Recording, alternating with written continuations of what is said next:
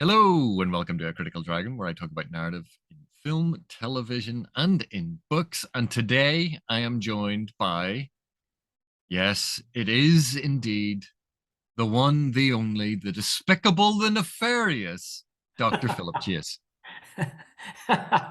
what a what a nice way to be introduced, AP. It is a pleasure to be here as always. I'm really looking forward to discussing episode 8 Alloy of Rings of Power with you today here on your channel.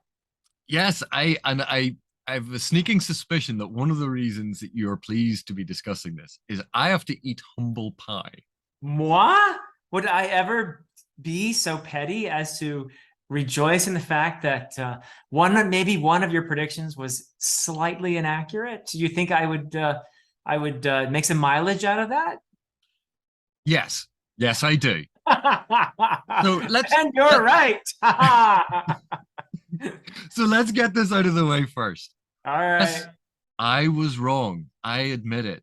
There is no shame in admitting that I made a mistake. I I blinded myself to a lot of the evidence in the text about who Sauron was because I was so convinced that Anatar or Sauron was already in Eregion.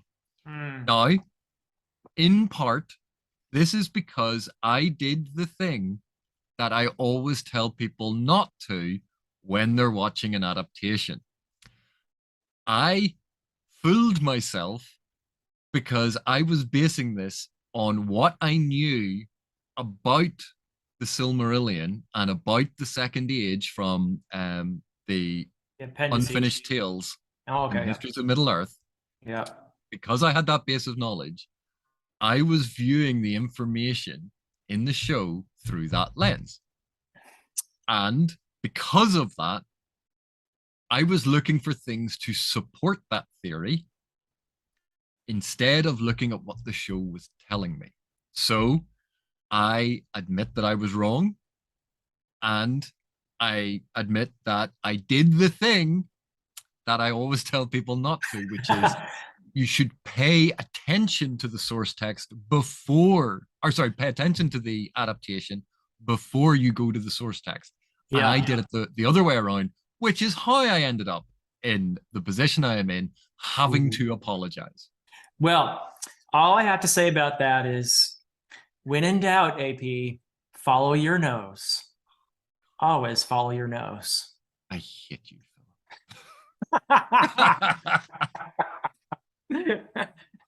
So I mean, now that you've made this big confession, I have to admit too that I was in some Hallbrand denial myself, and that I really did think that he was going to become something sinister like a Nazgul or the king of the Oathbreakers or some such thing. So I had him already pegged for that. So I think there were pretty good signs in episode 7. And then at the very beginning of episode 8, I was like, oh, wait, they made him Sauron. Oh, okay. Yeah. All And right. see, that was the thing. When I watched it, I went, Right away, I'm sure. Yeah. and I was, oh, how, and then I thought about it and went, how did I fool myself? That Yeah. because as soon as you think back on it, you go, yeah, it's The forging was the big thing. And you kept pointing out every episode, there's the forge, and it was often Hallbrand related. And that was something that you probably, you know, just so this, put in the category of okay, it's forge, but not necessarily and you see, Sauron. and this is the thing, because the show was throwing up, oh, here's a red herring, or here's someone who could be. Yeah, yeah. And I went, there's no way that they will make it Hallbrand because it's too much of a red herring. They're exposing too much of it. So it Right. can't be that. It's going to have to be something unexpected. And of course, completely tripped myself up, fell on my face, and it was recorded and it's on the internet. So For all posterity to see. But at least I can say that in one case I did follow my heart, or rather my nose, and I was right from the beginning. I was leaning toward Gandalf for the stranger, so very happy about that one. Now, we'll come to that in a second. Okay. But the reveal. You're still hoping for a blue wizard? Are you still hoping for a blue wizard? Yes. We Is will that come why back to you're that wearing in your blue tweed today? Is that what that is? We will come back to that in a minute, young man. But when Halbrand said, "Call it a gift," that's when I went, yeah. It was that moment. So it was like the reveal later on of, when Galadriel confronts him. I'm like, oh, catch up, love. I've known that. No, for all of 10 minutes. For all of 10 minutes, I'm way ahead of you. Yeah. Yeah. But, I mean, his immediate interactions with Celebrimbor, I think, were the indication there. It was like, oh crap, he's Sauron. Oh no. All right. Well, but and the thing was, as soon as he had that line, like I really enjoyed that. And I got over. I did too. Yeah, I got over my disappointment. Yeah, because I got over my disappointment and went, you know what, though, that's actually good. Because it fitted with all of the sort of the little hints that they'd been putting along the way. And you go, yeah, it's earned. It built to that moment. And him having the line of "call it a gift" was this nod to, yeah, Anatar, the Lord of Gifts. And so even giving us that moment directly from the source material, that was nice. That was good. And yes, I am indeed disappointed that, well, I'm disappointed that I wasn't right. I'm always disappointed when I'm not right. And to be perfect, I still prefer my theory, because it's mine. And of course it's better. Of course. But they did some interesting things in the process with the confrontation between Galadriel and Sauron. And it's one of those moments when you look back on previous episodes and they're sort of recontextualized a bit.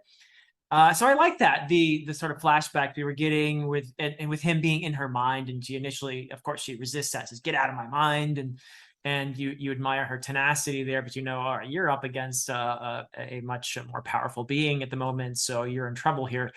And it's a moment again of it's Galadriel's temptation too here, which she successfully passes the test here, and this is where we learn essentially, I think, what Sauron's or Halbrand's endgame was in interacting with her in the first place, because Galadriel is spoken of in the source material, and I don't know if they make it as clear in the show, but she's spoken of in the source material as being one of Sauron's greatest fears, as being a very powerful entity that was one of the powers among the elves. And so for him to be able to, if he could win her over, it makes sense, when you're looking back and you're thinking, oh, that's what he was up to all this time, being with her, befriending her, all of that, in order to win her over, because it's a power play. And if he had been successful with that, he would have increased his dominion, his power. So it makes sense. And I like how they do the mind thing, where she's seeing the flashback with them on the boat, or the raft rather, and also other previous moments that are very much recontextualized. Some really fine acting in there too. I thought that whoever played her brother in the scene, where the brother is Sauron behind the mask of her brother in her mind, that was really well done. I like that a lot. Really creepy and super creepy. Yeah. And really horrible, because just to think about it from Galadriel's perspective for a moment, this is her brother who she loved, who she had these beautiful memories of. And Sauron takes that guise. Well, he is the great deceiver. He is the shape changer. And he takes that guise in her mind. And now every memory of her brother is going to be sullied. Tainted. By that invasion of her mind, and by the corruption of the memory of her brother. Yeah. And, that is, it's so intrusive and horrible and despicable that even then, when Sauron is trying to be charming and go, I want you as a bride and you will be my queen, that, you will bind light to me and I will bind power to you. That it Mm. seems almost above board, almost. And yet we see his true colors, that what he is doing, how he has done it, how he is trying to convince her is despicable, that he is still evil. And this Right. is one of the things that was actually in Tolkien's sort of later works when he was speaking about, or when he was discussing Sauron, and it was the idea that Sauron was repentant after Morgoth's fall, Uh-huh. Uh-huh. and then did kind of want to heal Middle Earth, but of course, Sauron, being Sauron, didn't want to get punished for being bad, kind of didn't want to submit to that. And Right. also his version of healing was, well, I know what's best for everyone. I want dominion over them all. I want to rule. And that's why Right. that line where Galadriel challenges him and says, do you want to heal that or do you want to rule it? And they're one and the same. And Yeah.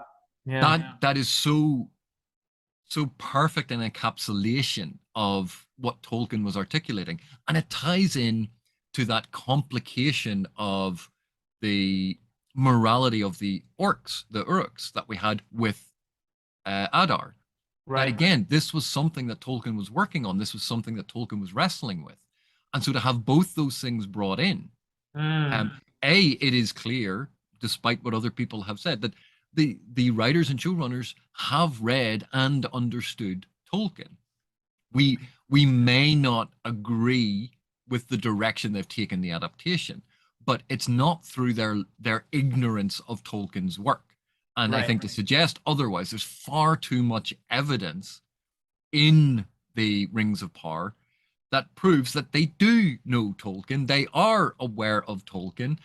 They know these things, and they know not only the Lord of the Rings and the Hobbit and the appendices, but they also are aware of things from the Silmarillion and the Unfinished Tales and the histories of Middle Earth.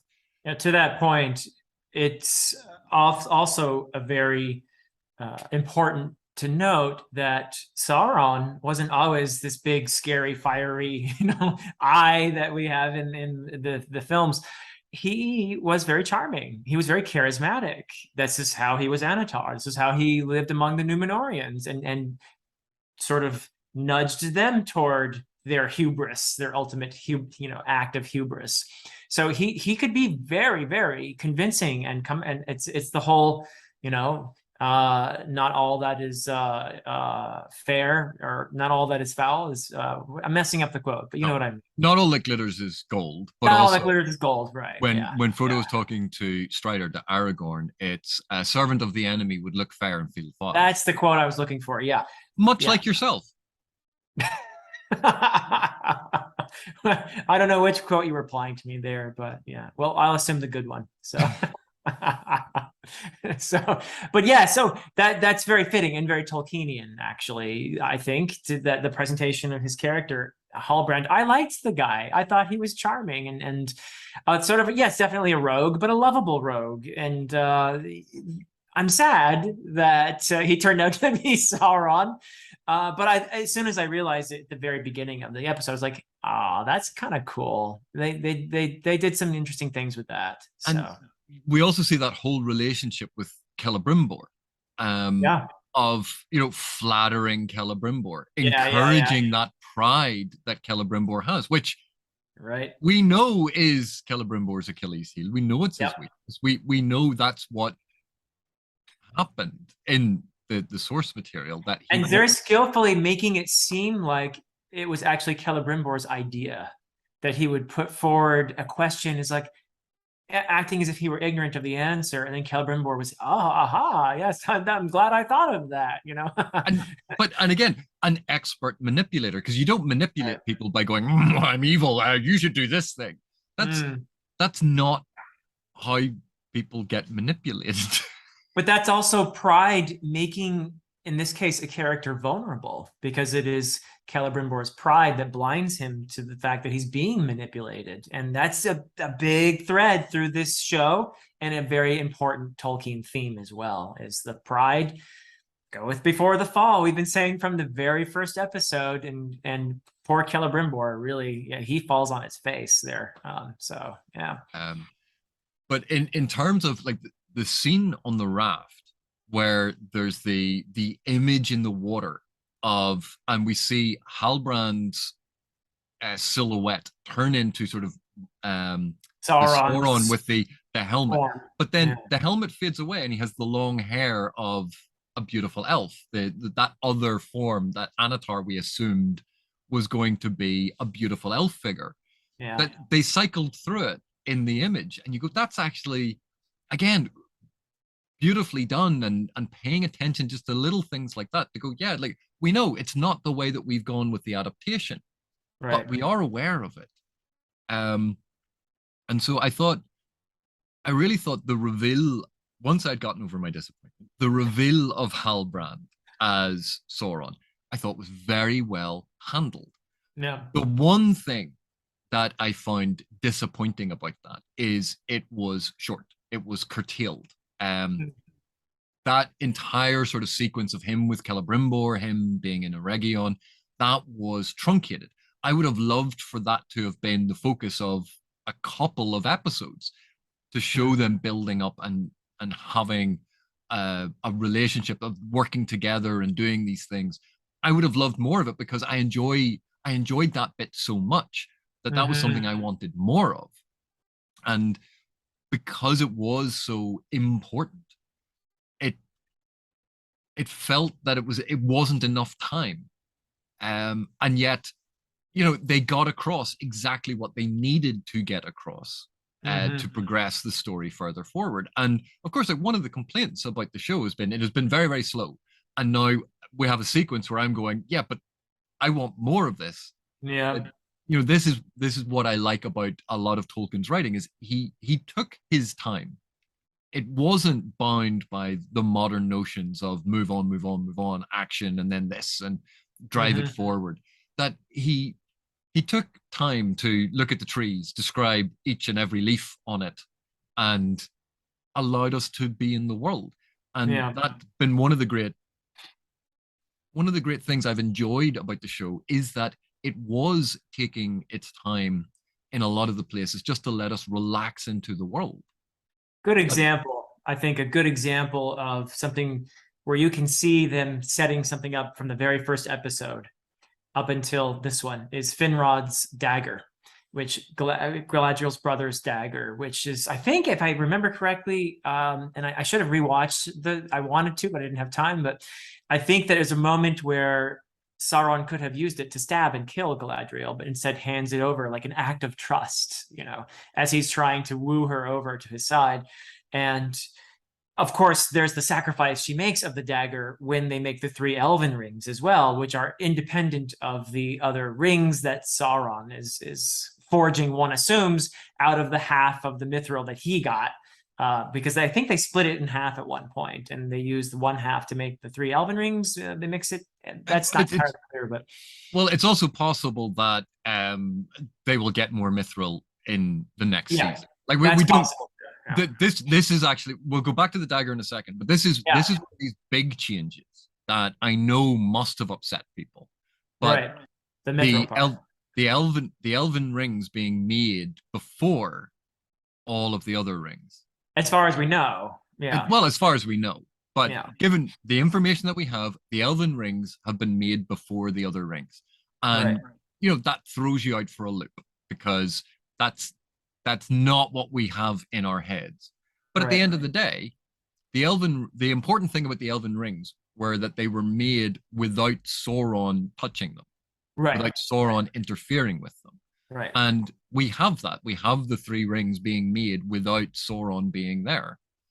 So they've stayed true to that element. They've just changed the order of it.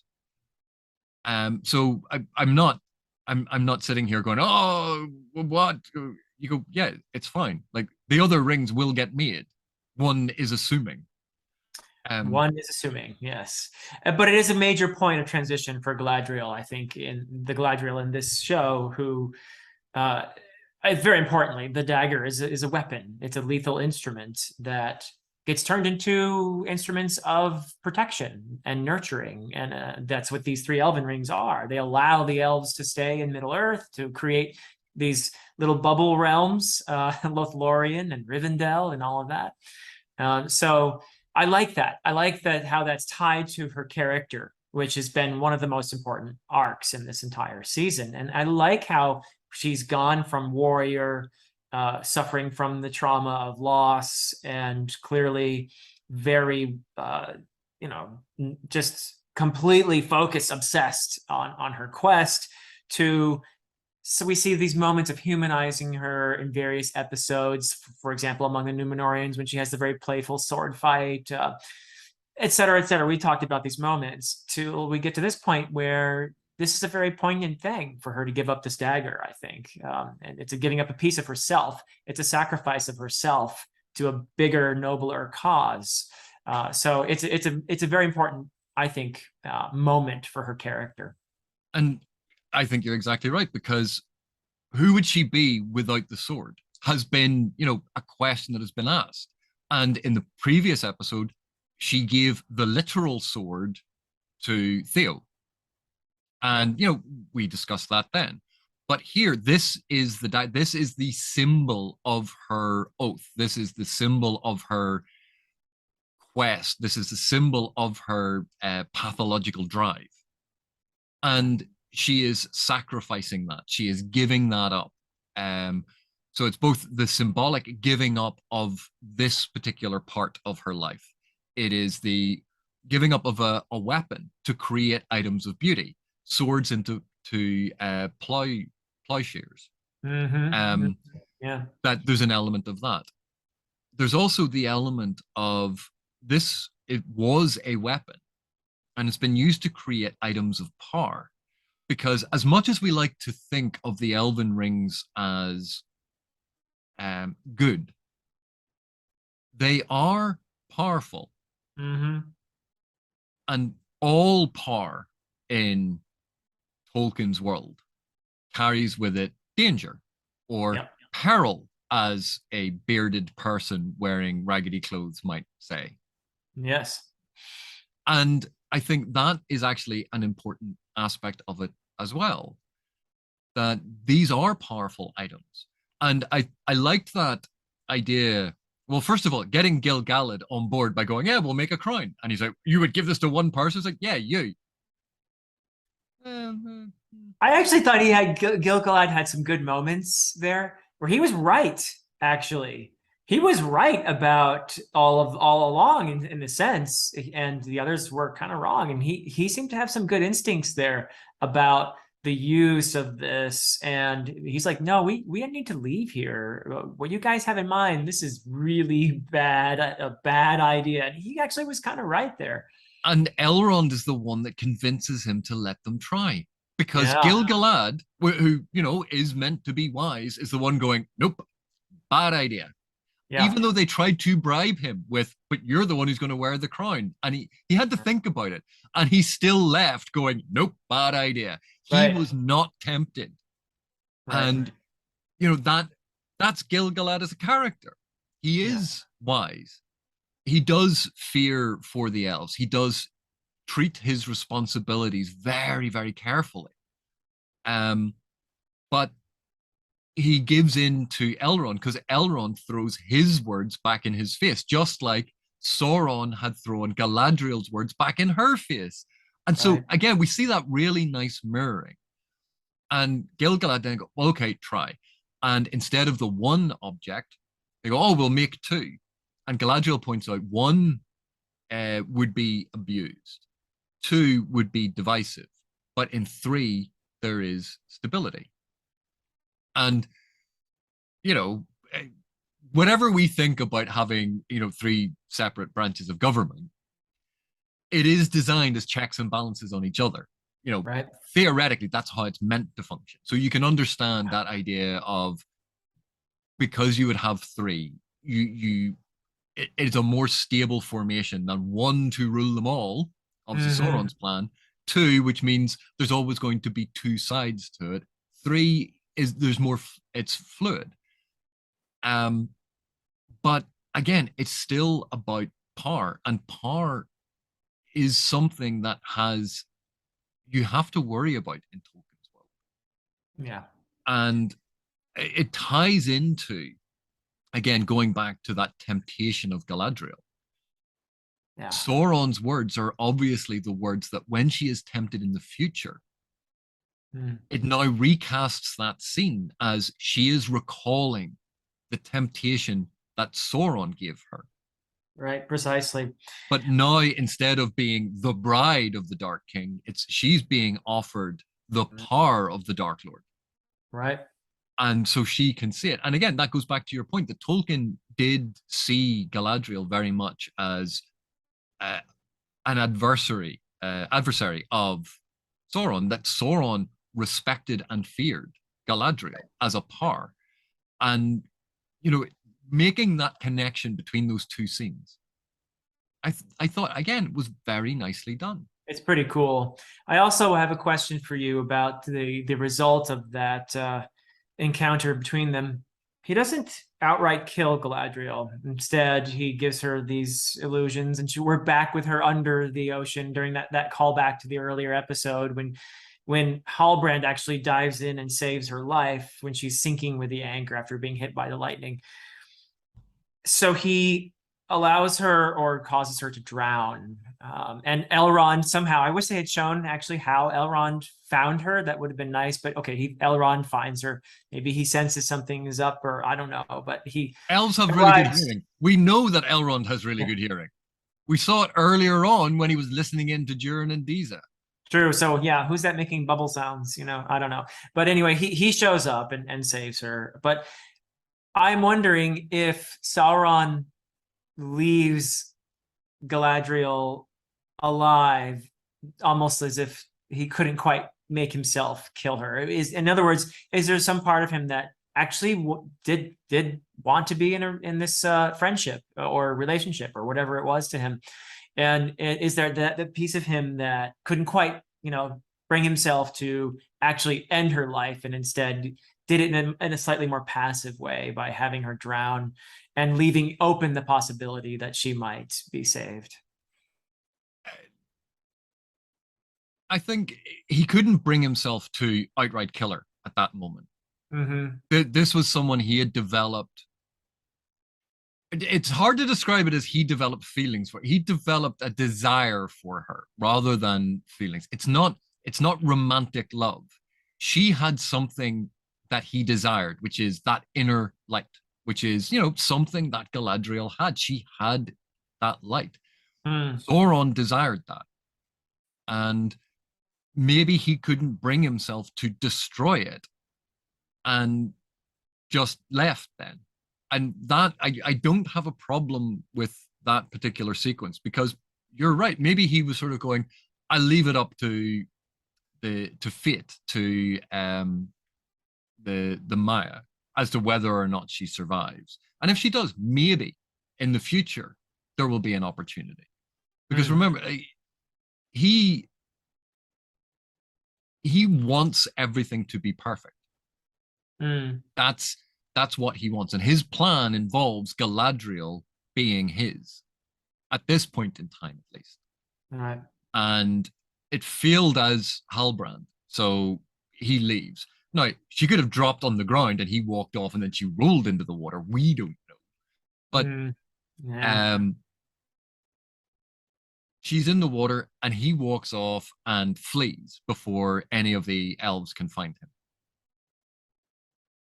But I have to think that at some point he'll be sitting in Barad-dûr going, I have this princess ship throne for you. I had it carved all special. And he's going to pine for the next couple of thousand years. Poor Sauron. Yeah. And part of this is, again, the humanizing of Sauron, not to make him likable, although he is seductive. Like, he's good looking, he's charming, but there's also you feel kind of bad for him a little bit. And we don't necessarily like him and go, oh yeah, he's a good guy.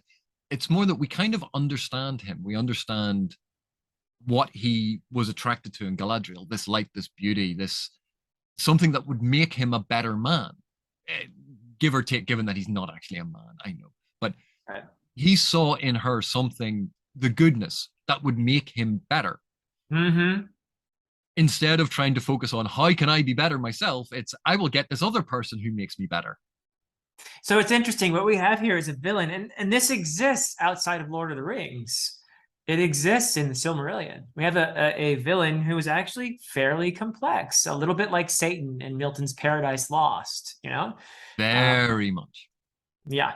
So I think that's fun and it's cool. And it is very much, I think, in line with Tolkien's writing, not in Lord of the Rings, because there Sauron is just this bad, you know, but in certainly in the Silmarillion. So very cool. And I think the look on Halbrand / Sauron's face at the end, where he's looking into home sweet home, it's Mordor. Yeah. And he proves that one can actually just walk into Mordor. Yes, one can just walk into Mordor, apparently. Yet another reason why Boromir sucks. Oh, poor Boromir. Come on. Don't be hard on the guy. I'm a Faramir fan. Oh, okay. You're in the Faramir camp. Okay, fine. Well, but that look on his face, I think one Adar might be in a little bit of trouble. It's not just oh, I'm home, I'm happy. It's oh yeah, it's gonna Adar. be Daddy's home.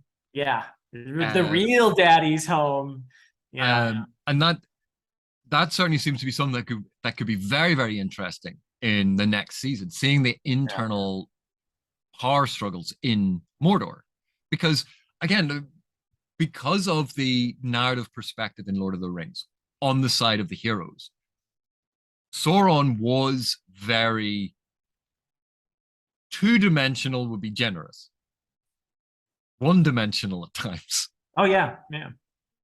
I mean, it's just an eye, you know, that's it. Yeah. But even then, he wasn't just an eye. That's the Peter Jackson films. He that's wasn't a giant flaming eye. Right. That the Peter Jackson villain just needed some eye drops. I know, he would have felt much better. Yeah, some saline.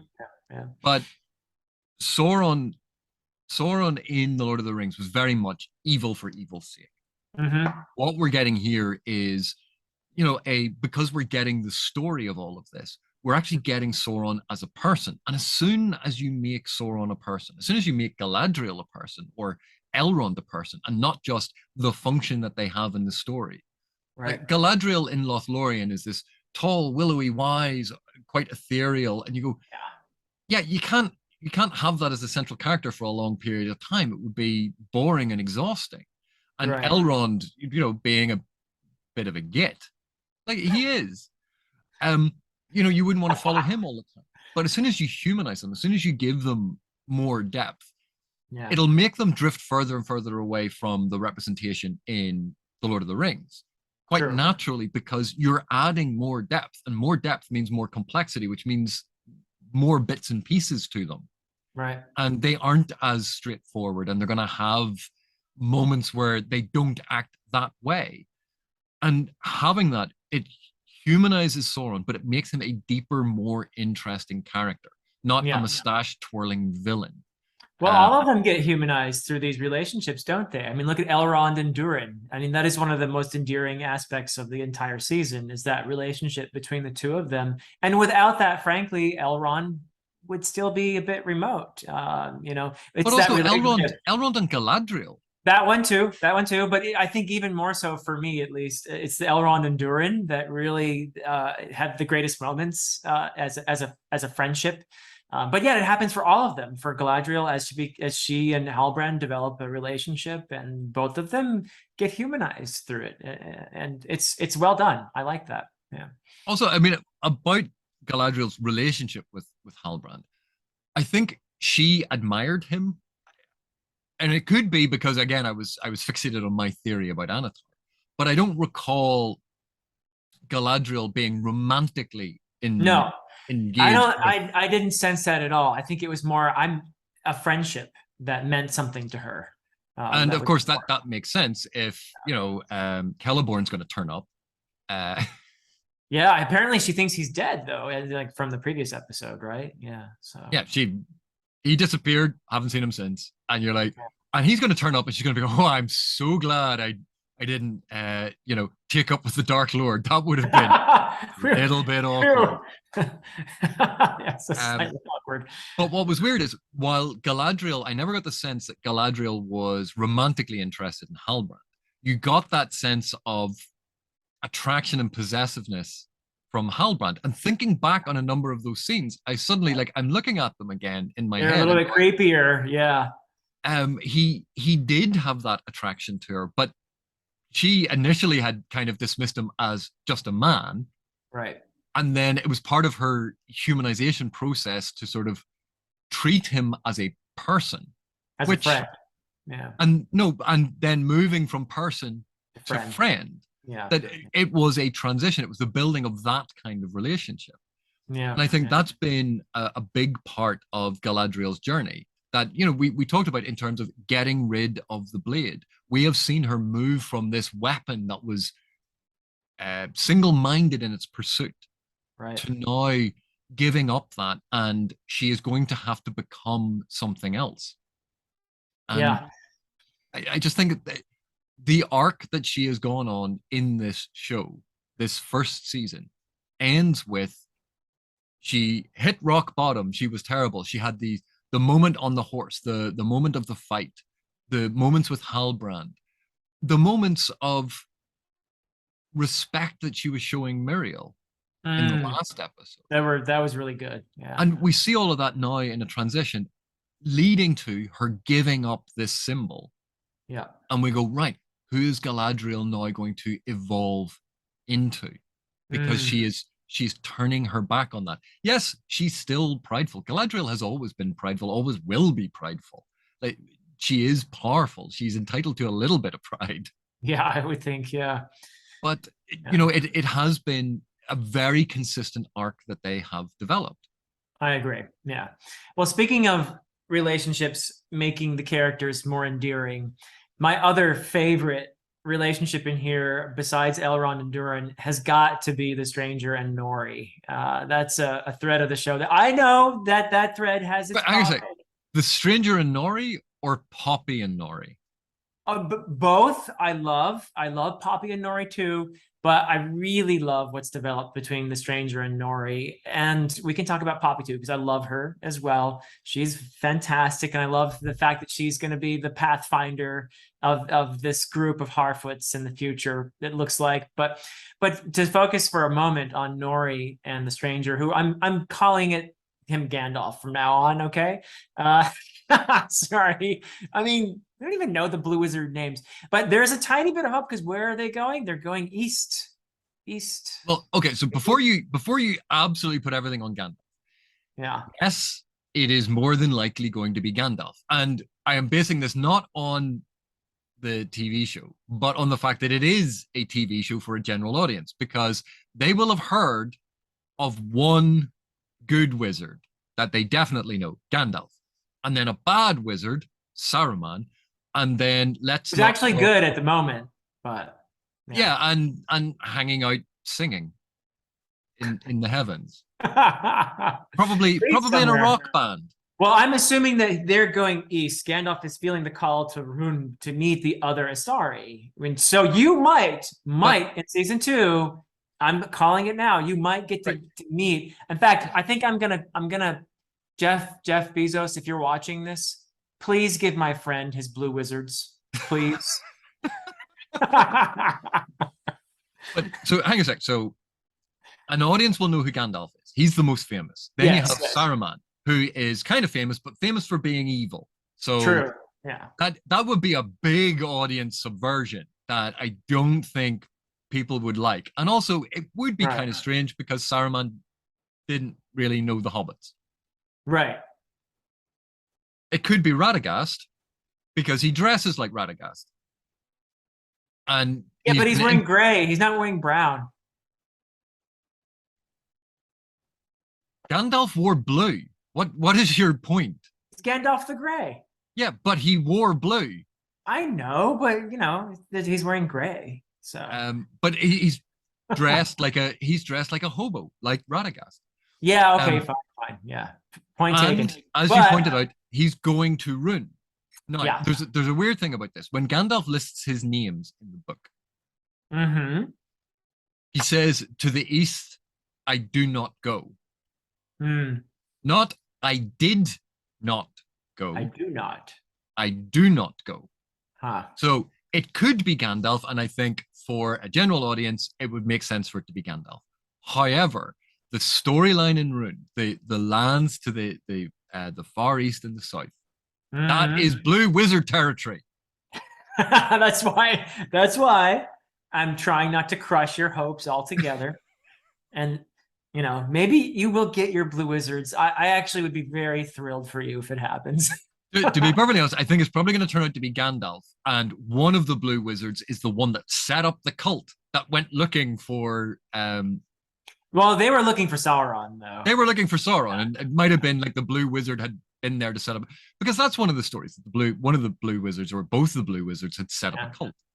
Well, yeah, but yeah, I think they were definitely out there looking for Sauron. They thought that the stranger was Sauron, and clearly were realized their error. Like, oh wait, he's not Sauron.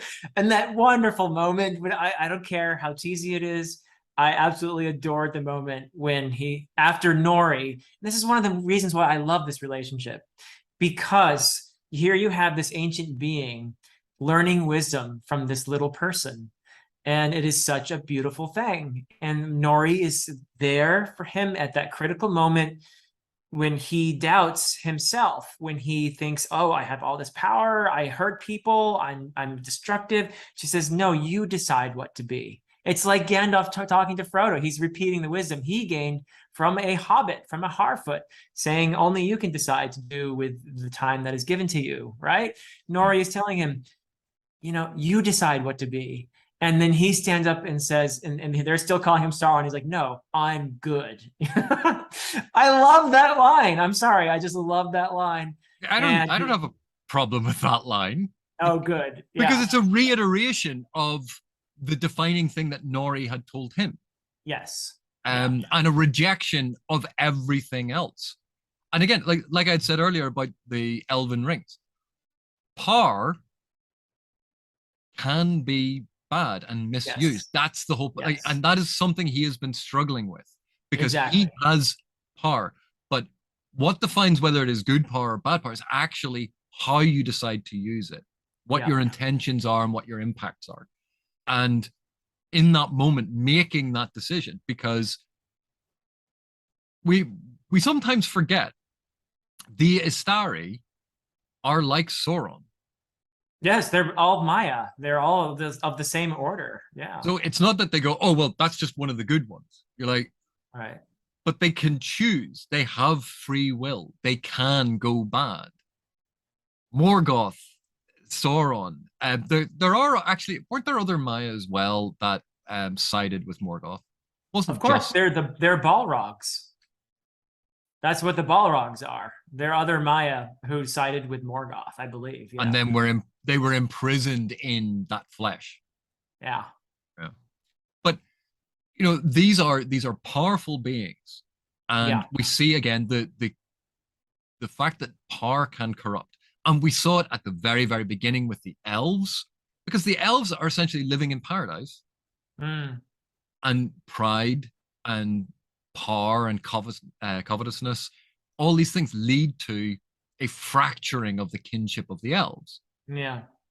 We see the desire and power that they seek.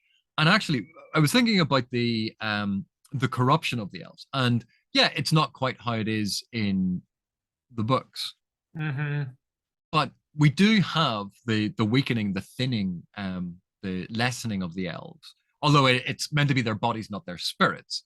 But obviously, one of the things that they've focused on very much in this season is, the physical world and the spirit world, and moving backwards and forwards across that divide. And while I don't believe that the tree is causing it, the tree being symptomatic of it, you go, oh, well, okay, fine. They put that in the show, grand, whatever. But it ties into what Tolkien actually felt about the elves, that the elves resisted going back to Valinor. They Right. didn't go back. One of the reasons that Tolkien posited was that they didn't want to be on the lowest rung Hmm. of the powers that resided in Valinor. Whereas if Yeah. they remained in Middle Earth, they were at the top. Big fish in a small pond. Yeah. And Yeah. that that desire to remain powerful, to remain relevant, to remain in a position of authority and privilege, Mm. that desire permeates all of the elves of Middle Earth. And even when we think about Galadriel wanting to set up Lothlorien, so she has a kingdom of her own to rule. Yeah. That doesn't disappear just, because we go, oh yeah, but Galadriel's cool. You're like, yeah, and set up her own kingdom because she wanted one. That's not the act of someone going, well, I'm going to do what's best. Right. That's, Right. I want my own kingdom. Yeah. Yeah. Yeah, which is somewhat sealed off from the rest of Middle Earth, and which is, a questionable decision as well. If you're going to remain in Middle Earth to do good, then what's the good of sealing yourself away from everyone else? So And so that's when we hear like the major powers of the Elven rings are preservation. Again, ties into Tolkien and goes to what they were saying in the show to simplify Mhm. all of this. That yeah, the rings are going to stop this um, declination of the elves, the reduction of the elves. It's going to preserve them. And you go, and that's what the Elven rings do. They're about preservation. And But it's preservation, it just in elsewhere in Tolkien's writings, preservation is often seen as very negative. For example, among the Númenóreans, which we don't get so much in the Rings of Power, but if you've read the Silmarillion, you realize that what led to their downfall was this desire for immortality, the pride that led them to assert we deserve to be immortal, right? They were trying the best they could to defeat death, and ultimately that's what led to their downfall. and the creation of tombs greater than the palaces of the living. It Yeah, almost became like a death worship. yeah, It became quite twisted and corrupt. But also, they turned into slavers and absentee landlords and yes, cruel yeah. masters. But Middle Earth, yeah, yeah. there goes the neighborhood. Um, so like these elements are all the way through, and so that element of power, that element of preservation, Mm, preservation and healing is one thing, but fixing things in time when their natural time is over. If we think of what Durin the Elder said right. in the previous episode, where he had said, no, like greater minds than ours or more powerful beings than ours have decreed that this is how it is to be. The elves should fade, they should leave. And there's That's some wisdom in that too. Yeah, yeah, and again, it's the thinking we know better than essentially the divine beings. Going, we know better than God. We're going to do our own thing, and it leads to this whole mess that is going to engulf Middle Earth for thousands of years to come. yeah, yeah. But Poppy, Poppy and Nori, Yes, let's go while back to the Harfoots. yeah, Yeah, while I am very glad that there is that hint at the end that Poppy is going to be the pathfinder for the Harfoots, yeah, I was actually, and I am not a fan of the Harfoot storyline. I have yeah, been very open about this all the way through. yeah. I was disappointed she didn't go with Go Nori with and the Nori. stranger. I wanted that too, actually.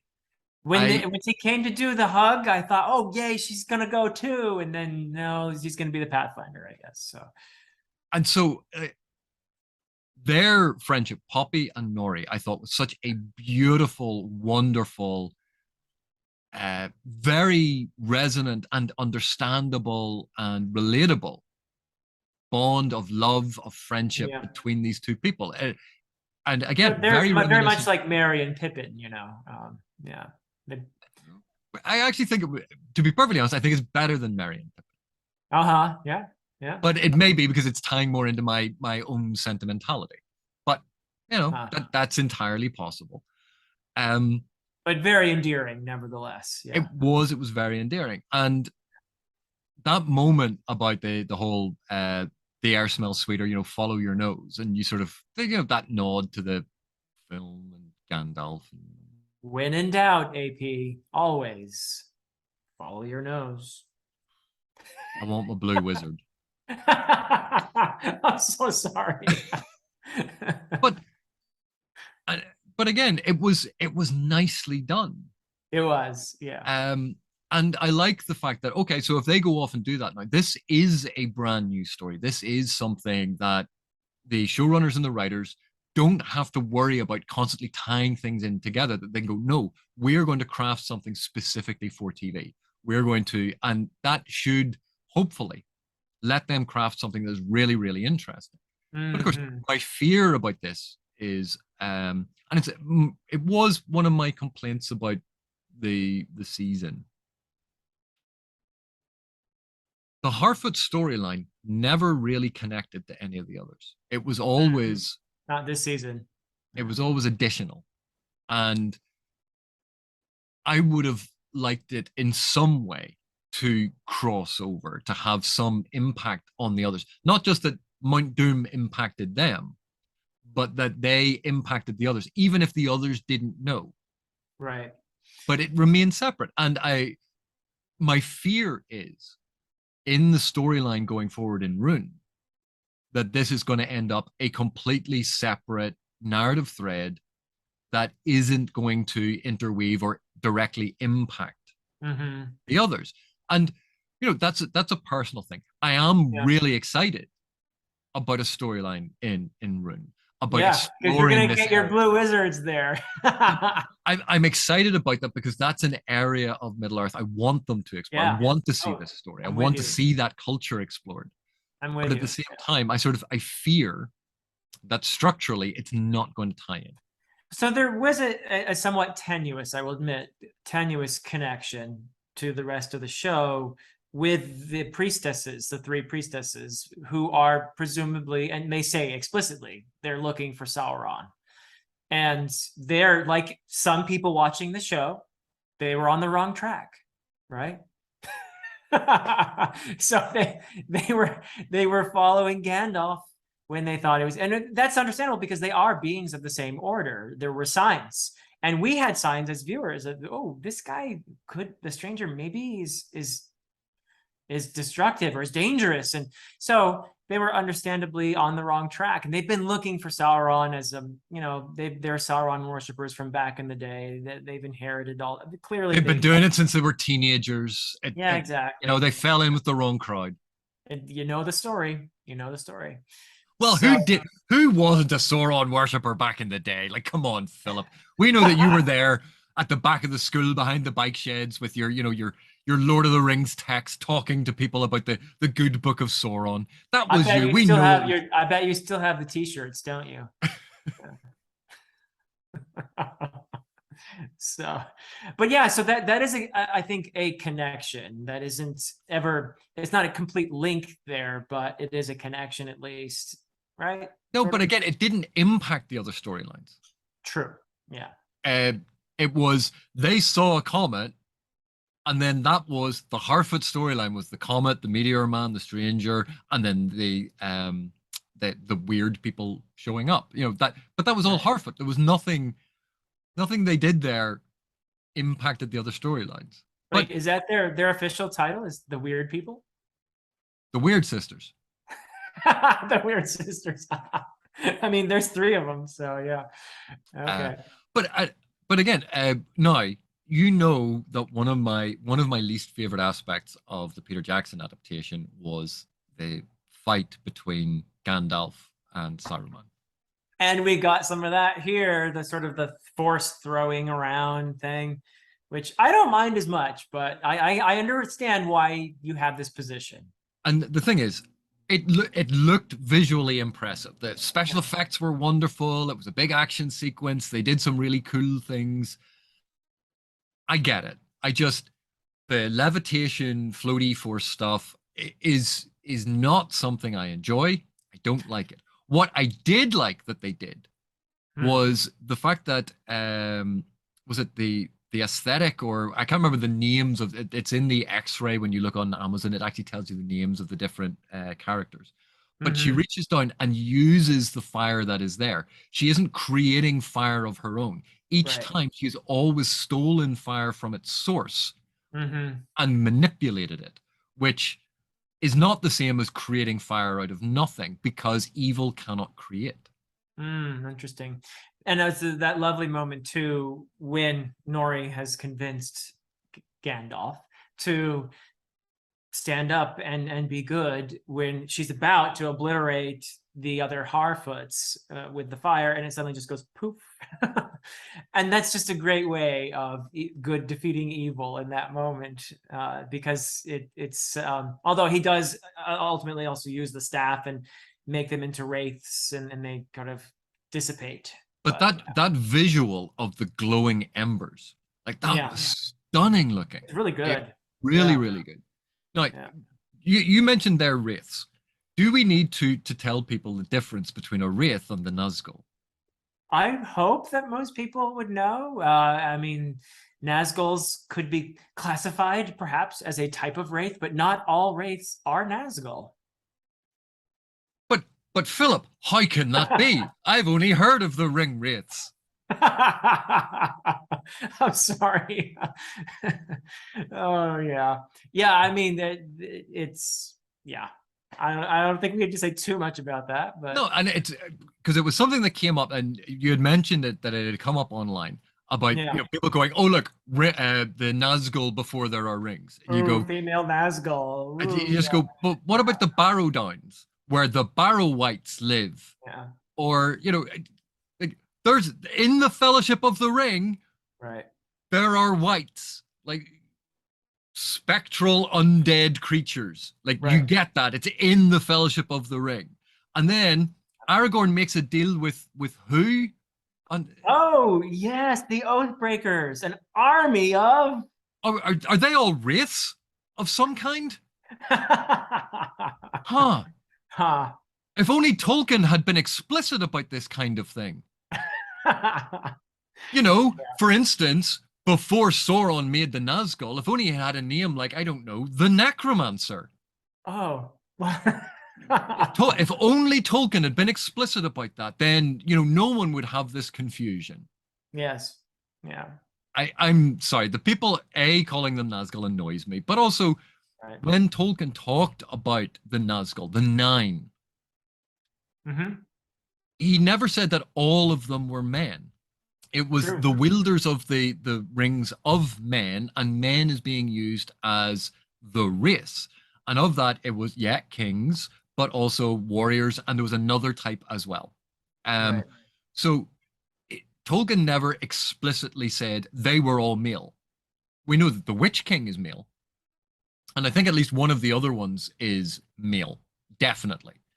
But Yeah. apart from that, some of them could be female, some of them could be male. It's not explicit, because Right. only the Witch King has the whole no man can kill him. Yeah. That's not a prophecy for the others. Right. Right. Of It, course. it was a specific curse on the Witch King. But Yeah.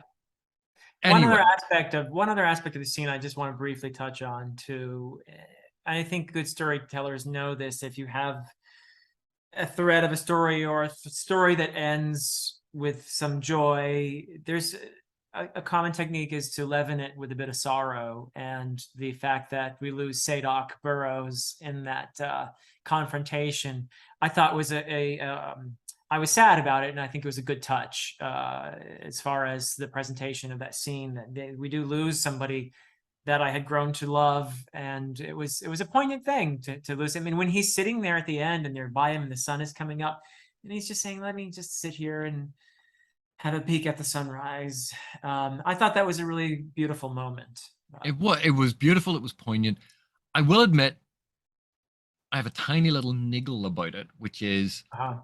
no one thought to say to pseudo Gandalf. I'm not calling him Gandalf. Pseudo Gandalf. You wouldn't mind trying to heal him. No. Yeah, he seemed to look at him with this, like, I know you're dying, and I know you think I'm powerful, but I don't have that kind of magic or something. I don't Well, know. to be fair, the last time he tried to heal something, it was the tree, and that did not go well for the tree initially. True. Yeah. And when he was trying to heal him and heal his arm, again, that didn't go particularly well. He lost control over it. So he may Right. have been wary about that. It's There also is that, I think, though, Sadoc had accepted his Yeah. death. And That's the key here, I think. And Gandalf knew that. And there and was that's why I that said understanding between them, I and think, and that's right? why I said it was a tiny niggle, because ultimately the scene worked the way that it was. It was beautiful, it was poignant, it had real genuine emotion to it. Right. It felt right.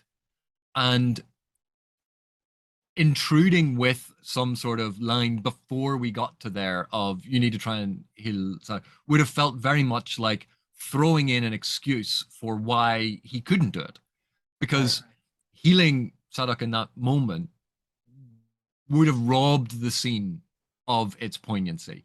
It wouldn't have worked as well. Not It's only almost that, like but I think there's an element of acceptance of death among the Harfoots that has been set up earlier with, and a lot of people were very critical of this, and I kind of scratched my head a bit over it. The fact that if some member of the group is unable to keep up, they essentially leave that person behind. And I think we're looking at it very from at our own cultural lens. If we're seeing that as just brutal, terrible behavior, it's more of an acceptance. It's an older culture, perhaps, a culture that's closer to the earth. But if you've heard of cultures where when the elderly know that they're a burden on the group, they'll go wander out and that'll be the end of them, as far as the group is concerned. There is Philip, that. Hang on a sec. You're not that old yet. You don't have to go for your walk yet. It's close. It's coming, but you can stay with us a while longer. Okay, that's good. That's good to know that I'm still used to the tribe.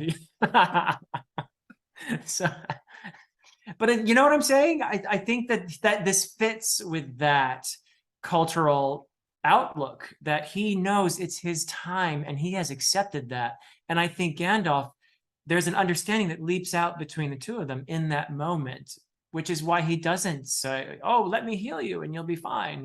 And the other thing is, this is the counterpoint to the Elvish storyline. Yes, The exactly. elves, despite their age, their power, their so-called wisdom, are refusing to accept the natural order of things on Middle Earth, Right.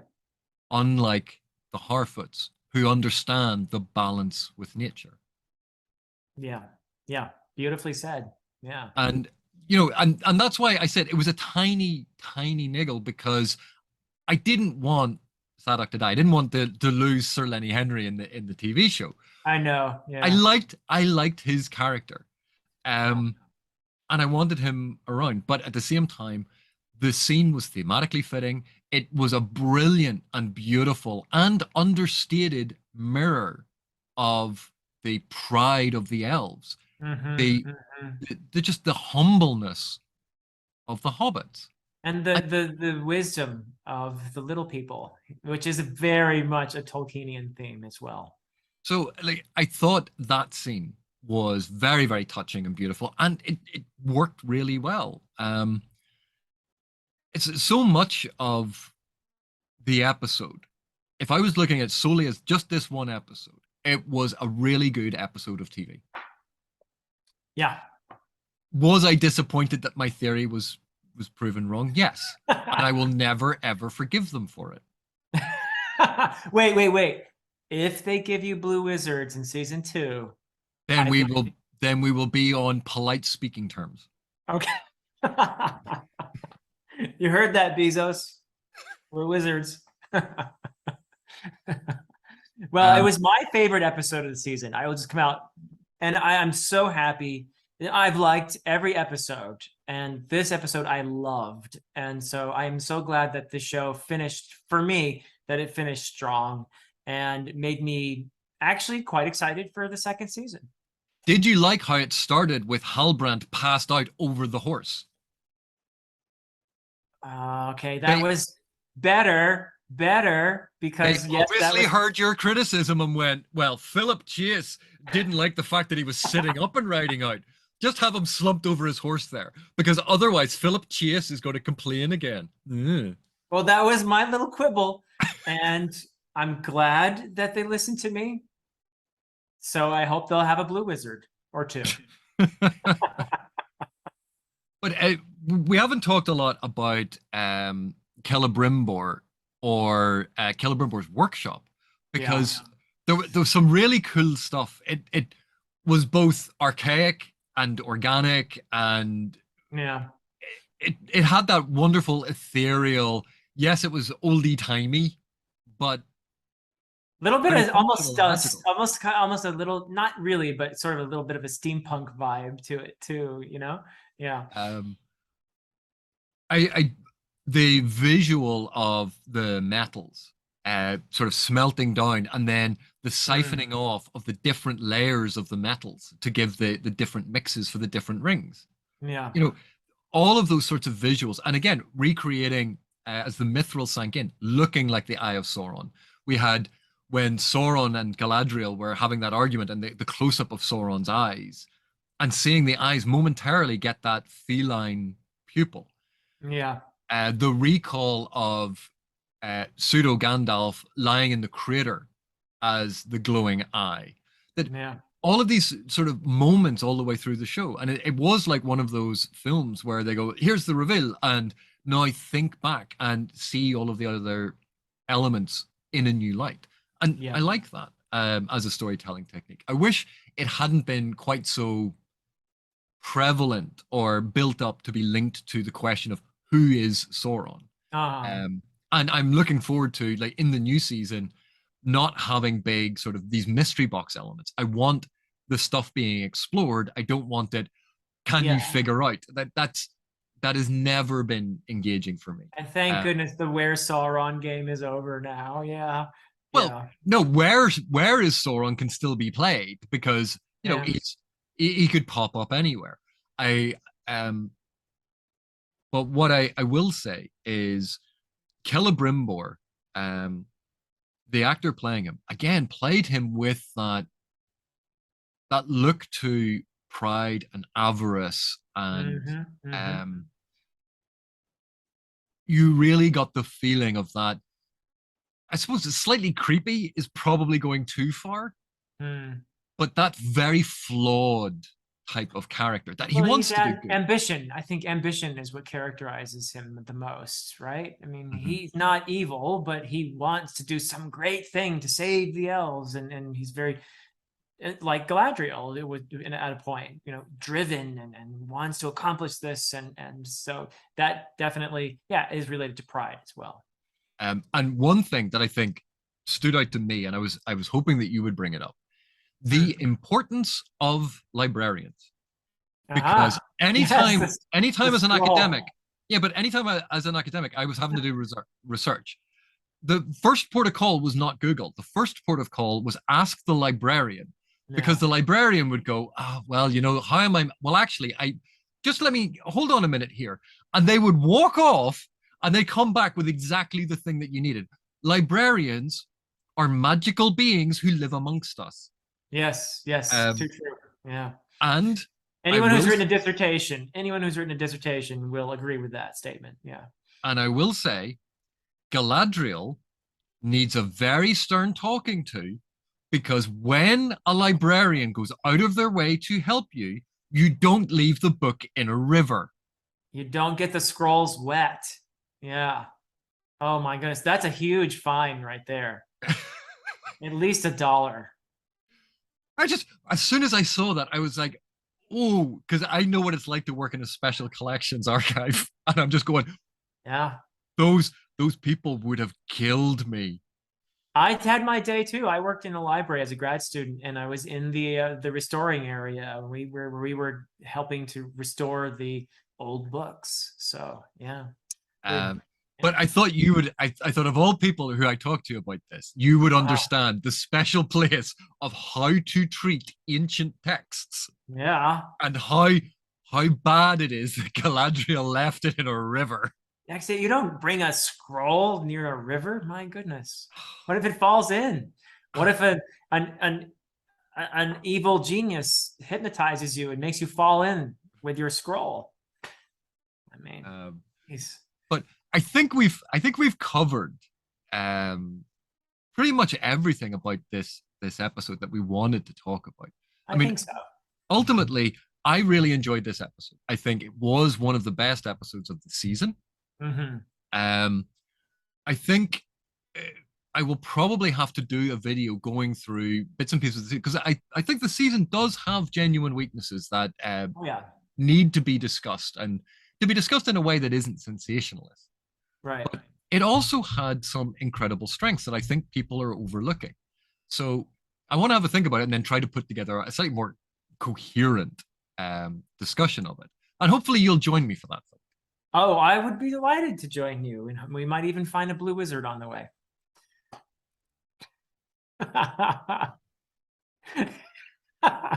Isn't it time for your walk? Oh, yes, the forest is calling me. The forest is calling. Yeah. You know what though? I apologize, but that isn't something I should ever joke about. Oh no, it's fine. Really, it's fine. I love forests, so go for a long walk off a short pier. There you go.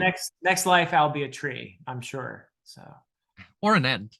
We haven't really seen the ents. I know. Yeah, they've made reference to them. Like there was one point where I think it was Sadoc who actually said some trees talk. Yeah. And we saw when the meteor flew overhead that there was an ent sort of looked around and there were entlings. Okay. Yeah. But again, we talked about that sequence, and I said a real problem because although the comet was traveling in the right direction, they flipped the 180-degree rule. And they looked to the other side of the screen, and you said, why did you do it? Just flip the image. Like, oh, it was so annoying. But I have to admit, I did not mind that at all. But Philistine. But Philip, thank you very much. This one of the great joy. I've enjoyed watching the show, but even more than that, I've actually enjoyed discussing it with you, my friend. Same here, my friend. This has been a real joy and a lot of fun. Not only have you helped me to appreciate this show, but I got to spend lots of time having fun chatting with you. So thank you very much. And also now, forever, you will have... Yes, but do you remember that one time that you were wrong, AP? Yes. It's always important to give you one.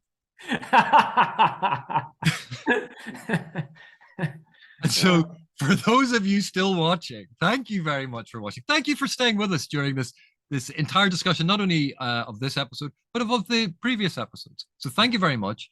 Thank you for your continued support, and we will see you in the next one.